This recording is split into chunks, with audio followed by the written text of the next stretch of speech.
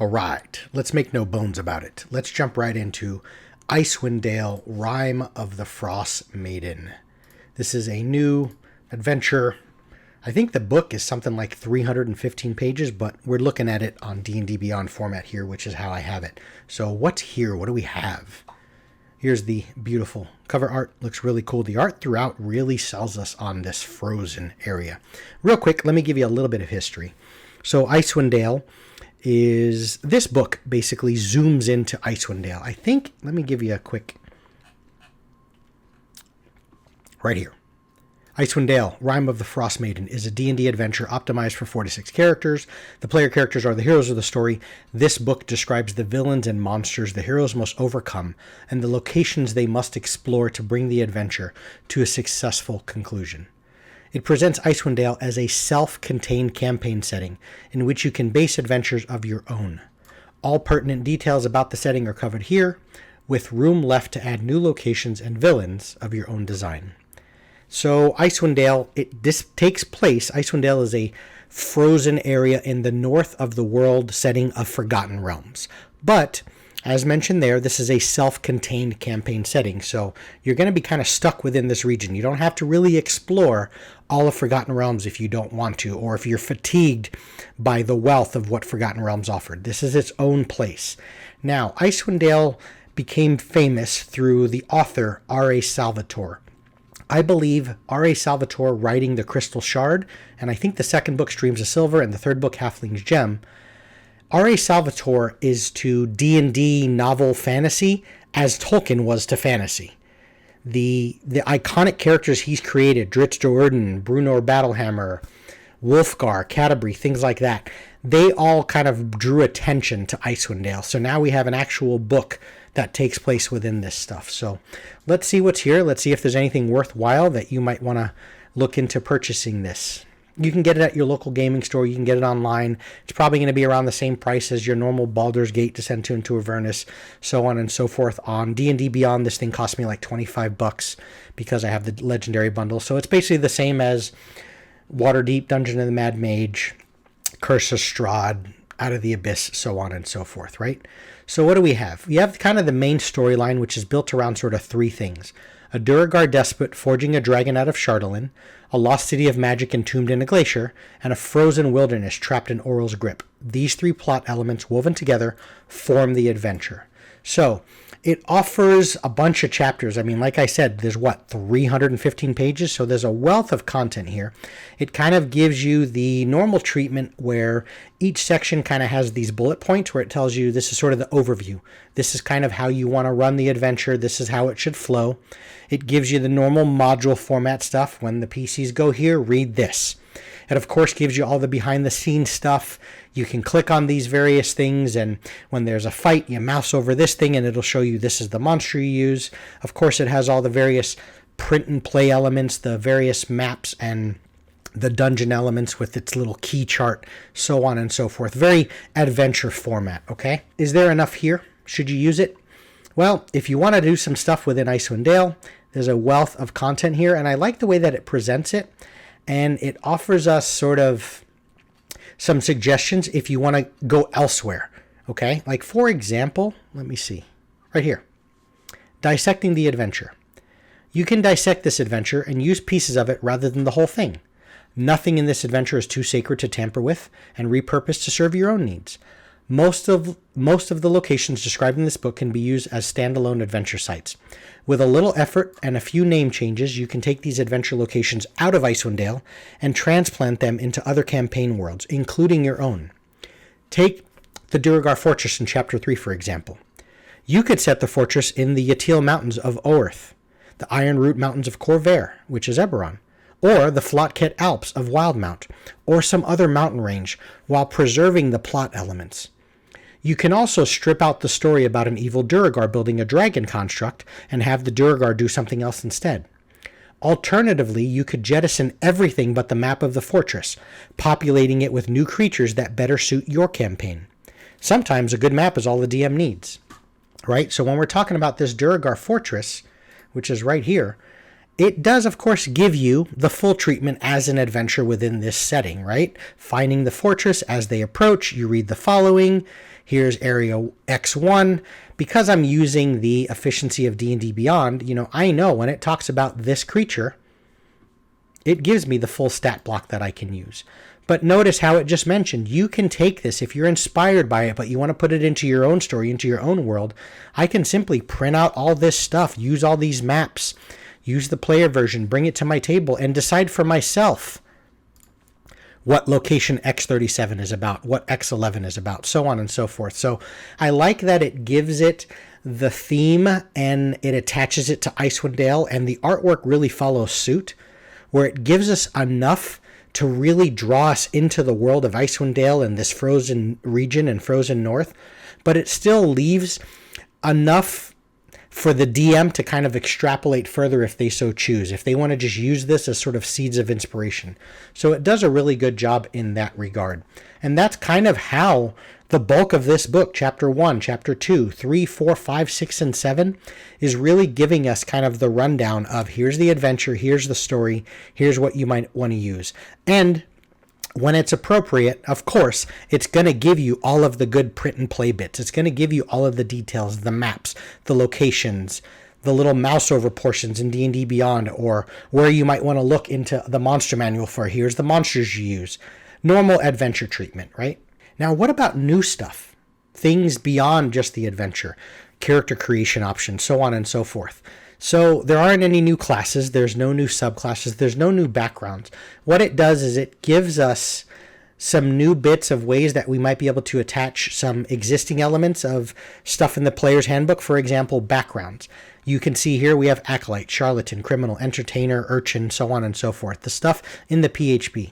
But instead, it gives us these little paragraphs of, say you chose the entertainer background from the PHP, well, it tells you. You came to Icewind Dale 3 years ago seeking inspiration for a new song or poem, drawn by tales of the land's harsh beauty and the legendary exploits of Dritz Do'Urden.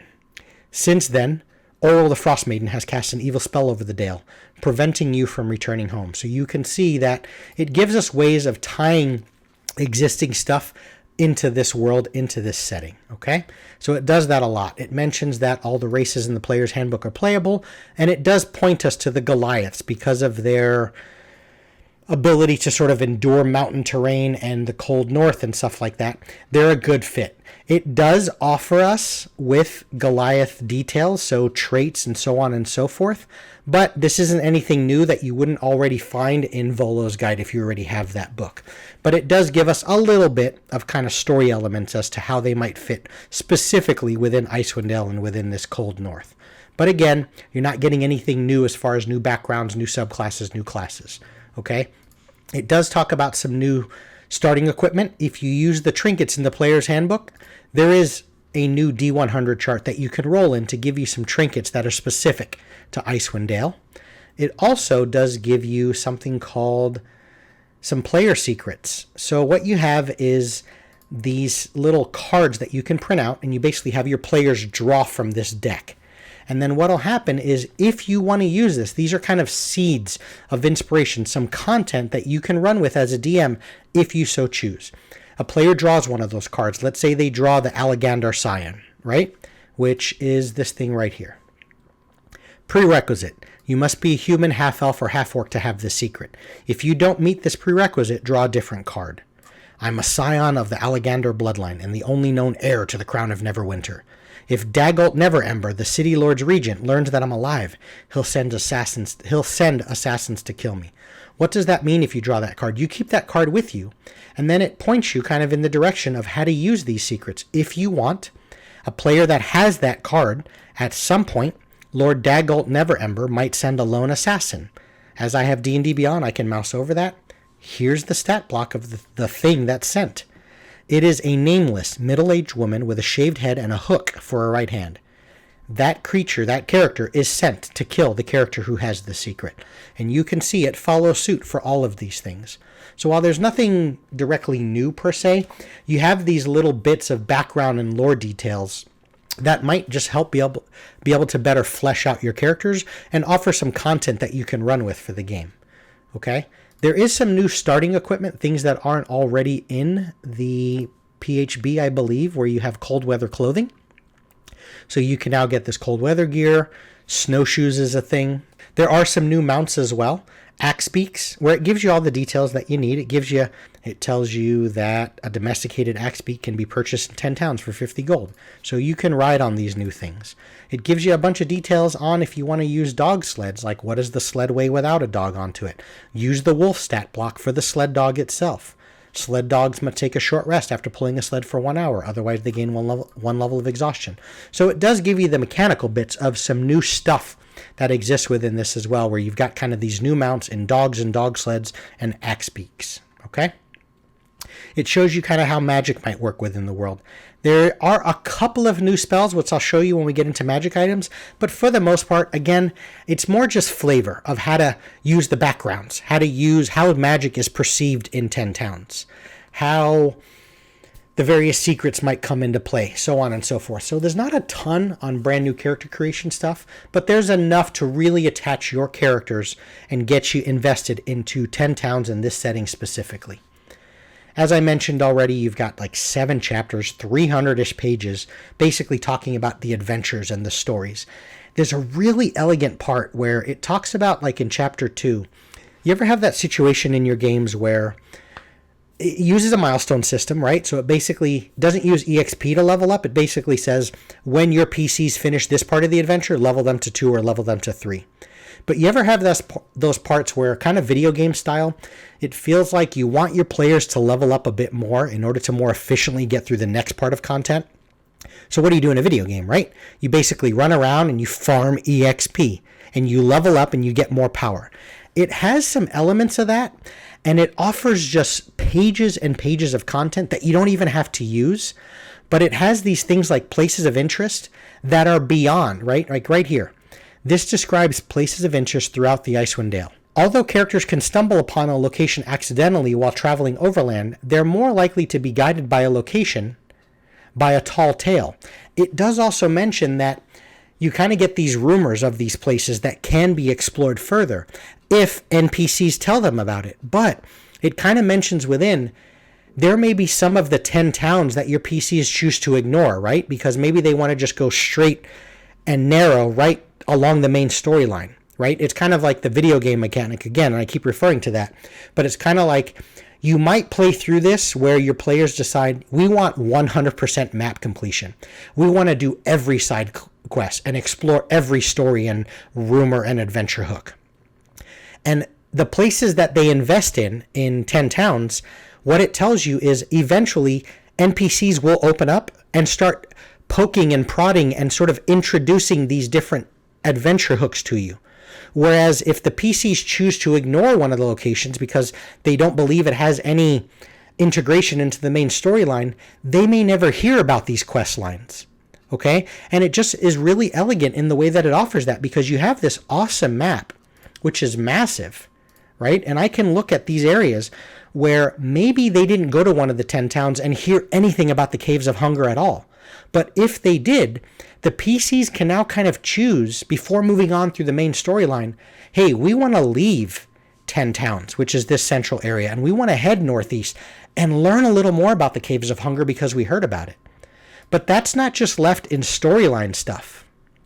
If your PCs actually venture to any of these places, I mean, look at Karkalok, which is a goblin prison fort that they may have heard about way down here in the north, or in the southwest.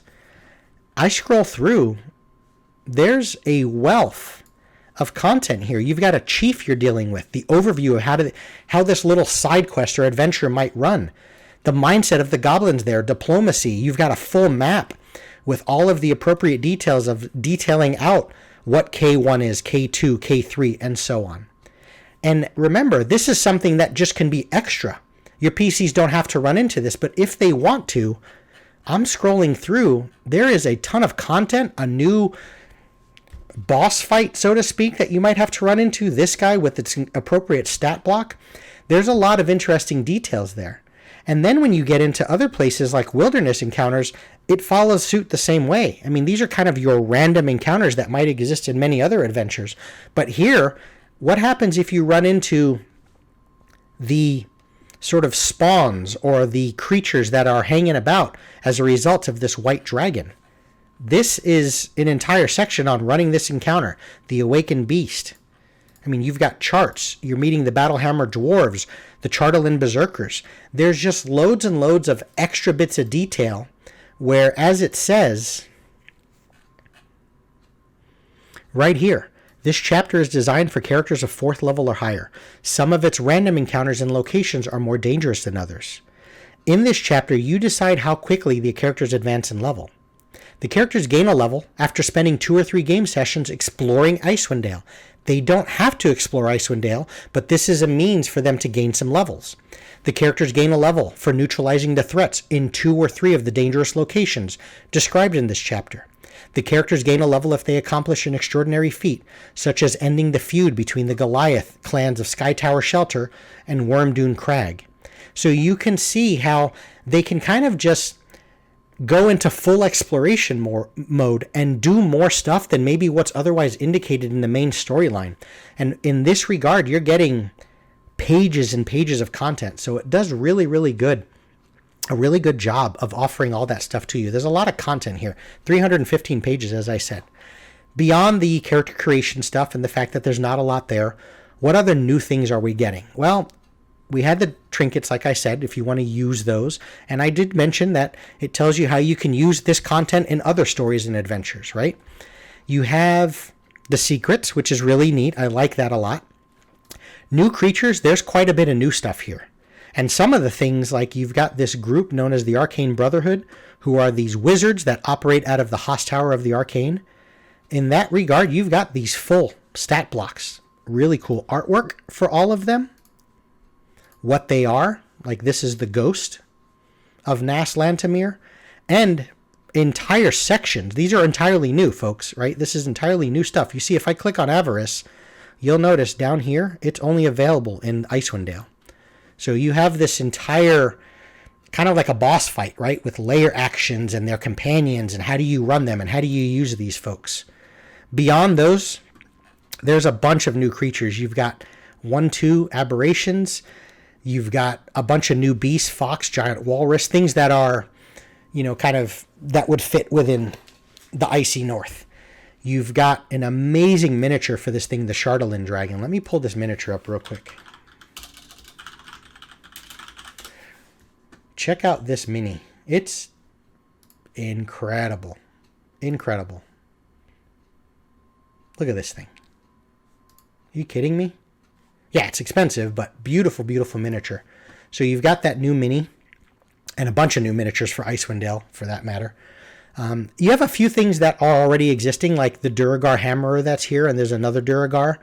They already exist in like Mordenkainen's Tome of Foes and stuff like that. But you do also have a few parts where you may get something entirely new. Like, let me see if I can find one of them that I had referenced earlier. These guys, the Chewingas. These exist, as you can see, they were already created in Tomb of Annihilation. But one of the big aspects of them is they have this, they target a humanoid and they basically give it a supernatural charm. The new bit here is you have all of these new charms that they can now give to you. That's specific to this book. So even though where it has instances where it's a creature that has already been printed in some other book, it does try and give you a bunch of new stuff, like new things that you will only find here. And that's just for sort of those few examples where, for the most part, on all of these creatures, I mean, there's this many here, a lot of this stuff is entirely new. If I was to scroll down through this, the Icewind Kobold, you'll see it's only here. Okay, beautiful artwork on all of these monsters. The Icewind Kobold Zombie, right? The Kobold Vampire Spawn. There is a Living Bigby's Hand. I think there's a Knoll. Where's he at? Like, check this guy out. The Frost Giant Skeleton. That's only here in Icewind Dale. There he is, the Knoll Vampire. I mean, this is a CR8 Knoll. Look at, I mean, there's a wealth of detail here. And this guy is from only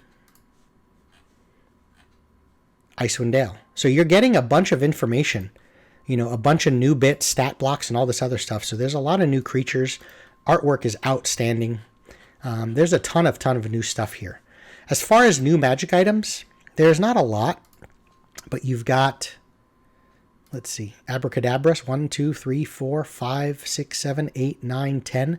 The very fact that you have something called the Scroll of Tarrasque Summoning, legendary, using an action to read the scroll causes the Tarrasque to appear in an unoccupied space within a mile.